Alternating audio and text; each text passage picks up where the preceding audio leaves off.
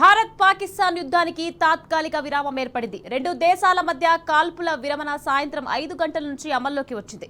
రెండు దేశాల డీజీఎంఓలతో చర్చలు కాల్పుల విరమణకు అంగీకరించినట్టు భారత విదేశాంగ శాఖ కార్యదర్శి విక్రమ్ మిశ్రీ వెల్లడించారు. ఇవాళ మధ్యాహ్నం 3 గంటల 15 నిమిషాలకు ఇరు దేశాల డీజీఎంఓలు చర్చలు జరిపారని మిశ్రీ తెలిపారు. తదుపరి చర్చలు ఎల్లుండి జరుగుతాయని చెప్పారు.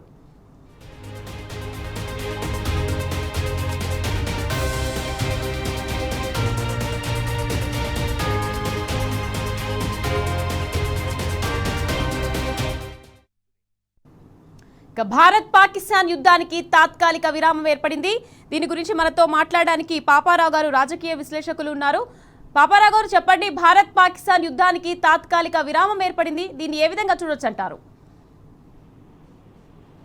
మంచి పరిణామం. మొత్తం మీద పాక్ దిగొచ్చింది.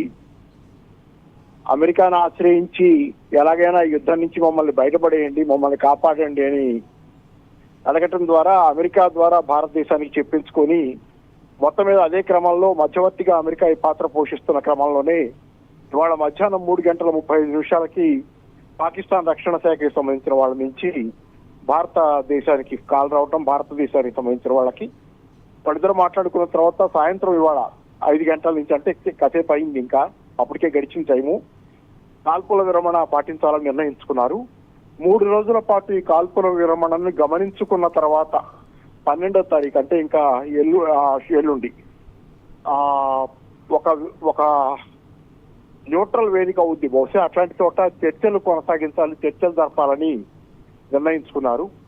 కానీ 3 రోజుల్లోగా కూడా భారత దేశం మీద కనుక పాకిస్తాన్ సైన్యమే కాకుండా ఎటువంటి తీవ్రవాద దాడి జరిగినా, లేకపోతే చొరబాట్లు చేయడానికి ప్రయత్నించిన తీవ్రవాదులు, ఏ రకంగా ఏ ఇబ్బంది కలిగించడానికి ట్రై చేసినా, తీవ్రవాదులు కూడా కలిగించడానికి ట్రై చేసినా అది పాకిస్తాన్ దాడి కిందే పరిగణిస్తాం అనేది భారతదేశం చెప్తుంది. ఇది మంచి పరిణామం.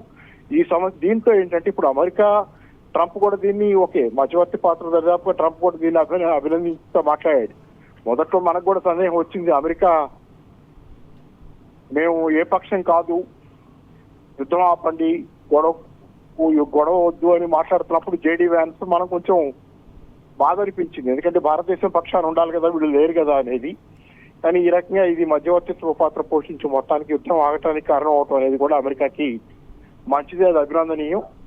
సో తాత్కాలికంగా 2 రోజుల పాటు 3 రోజుల పాటు ఈ విరామం ఉంది. ఈ విరామం తర్వాత శాశ్వతంగా 12వ తారీఖు జరిగే చర్చలు శాశ్వత పరిష్కారం తీసుకు, ఎందుకంటే అమెరికా పెద్ద మనిషి పాత్ర పోషిస్తుంది కాబట్టి ఓ ఒత్తిడి కూడా తేవచ్చు. ఎందుకంటే అమెరికా కూడా తీవ్రవాద బాధిత దేశంగా September 11th దాడులు, అలాగే అనేక ఇబ్బందులు వాళ్ళు కూడా పడ్డారు. వాళ్ళు చేశారు, ప్రపంచంలో యుద్ధాలు చేశారు, దుర్మార్గాలు చేశారు, కానీ వాళ్ళు కూడా ఇబ్బందులు పడ్డారు. కాబట్టి ఏంటంటే ఈ రోజు భారతదేశం తాలూకు సమస్య అర్థం చేసుకుని ఆ రోజు శాశ్వతంగా తీవ్రవాద సమస్యకి పరిష్కారం కనుక్కునే దిశగా కూడా చర్చలు ఒక అంగీకారం రావాలని అనుకుందాం. అలాగే ముఖ్యంగా ఏంటంటే ఈ సింధు వాటర్ జలాల విషయంలో కూడా కొంత భారతదేశం ఈ మధ్య టైటన్ చేసింది, తప్పనిసరి స్థితిలో బాగా టైటన్ చేసింది న్యూస్. దాని విషయంలో కూడా చర్చల్లో వస్తుంది. బహుశా దాన్ని కూడా ఒక పద్ధతి ప్రకారం, ఎందుకంటే మన అవసరాలు కూడా పెరిగినాయి భారతదేశంలో కూడా, పంజాబ్ లో, ఇతర రాష్ట్రాల్లో కూడా, హర్యానా ఇట్లాంటి చోట్ల కూడా నీళ్ళ అవసరాలు పెరిగినాయి రైతాంగానికి. కాబట్టి దాని ప్రకారం కూడా ఈ సింధు జల ఒప్పందం అనేది ఒకటి బ్యాలెన్స్డ్ గా జరగాలనేది మళ్ళీ రీరైట్ చేసుకోవాలి. ఎందుకంటే చాలా కాలం నుంచి భారతదేశం అడుగుతుంది, పాకిస్తాన్ మెసేజ్ పంపుతుంది ఈ ఒప్పందాన్ని మళ్ళీ తిరిగి రివ్యూ చేసుకుందామని. కానీ అటు నుంచి ఏ మెసేజ్ లేదు, ఏ రిప్లై లేదు. సో ఈ దశలో ఏంటంటే చాలా అంశాలు చర్చకు వస్తాయి. ముఖ్యంగా తీవ్రవాద అంశం, ఇలాగే ఈ సింధు జలాల విషయం, ఇతరత్ర అనేక విషయాలు, ఆక్యుపైడ్ కాశ్మీర్కి సంబంధించిన ఇతరత్ర సమస్యలు, చాలా అంశాలు చర్చకు వస్తాయి. కాబట్టి వాటన్నిటిలో ఒక బేసిక్ గా ఒక ఒప్పందం, శాశ్వత శాంతి. కాశ్మీర్ లో ముఖ్యంగా ఏంటంటే ఇట్లాంటి ఇంకెప్పుడు జరగకూడదు అనేది, అమాయకులు చనిపోవటం, ఒక అల్లకల్లోల వాతావరణం, పెద్ద ఎత్తున మనం కూడా అక్కడ సైన్యాన్ని మెయింటైన్ చేసి అంత ఖర్చు పెట్టుకోవాల్సి రావటం, ఇట్లాంటివన్నీ మనకు కూడా ఉండకూడదు అనేది, శాశ్వత శాంతి ఉండాలని, అక్కడ వీలైతే పాకిస్తాన్ కూడా బాగుండాలని కోరుకుందాం. రైట్, థ్యాంక్ యూ పాపారావు గారు, మీ విశ్లేషణ మాకు అందించినందుకు.